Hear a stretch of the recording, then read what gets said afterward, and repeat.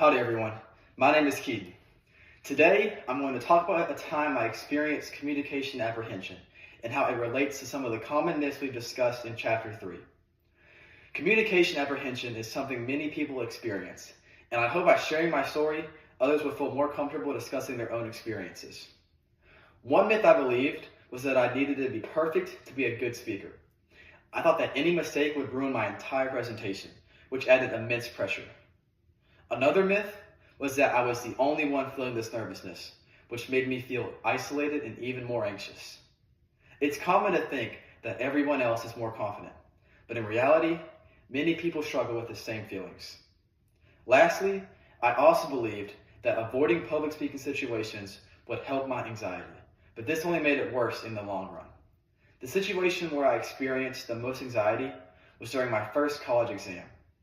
I remember sitting in the exam room, feeling my heart race, my palms sweating, and my mind going blank as I looked at the test paper. The pressure of performing well in my first college exam was overwhelming. I had studied hard and wanted to do well, but the fear of failure was consuming. I could hear the ticking of the clock, and every second that passed me made me more anxious. I started second-guessing my answers and felt like I was running out of time. This experience made me realize how powerful anxiety can be and how it can affect our performances. Reflecting on that experience, I realized I was experiencing trait anxiety because I generally feel nervous about high-stakes situations like exams, regardless of the context.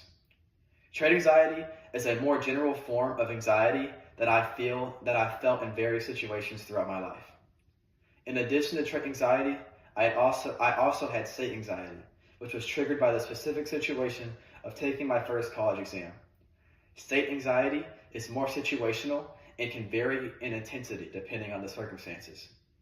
Understanding these types of anxieties helps me see that my reactions were normal and that I can work on managing them better in the future.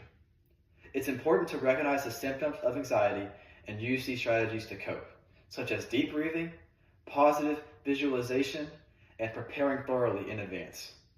Thank you for listening to my experience with communication apprehension.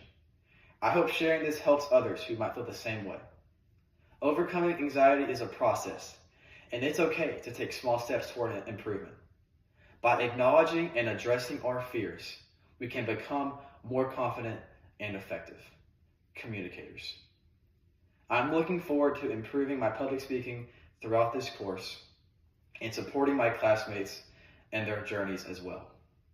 If anyone has similar experiences or tips managing anxiety, I'd love to hear them. Thank you all very much, and giggle.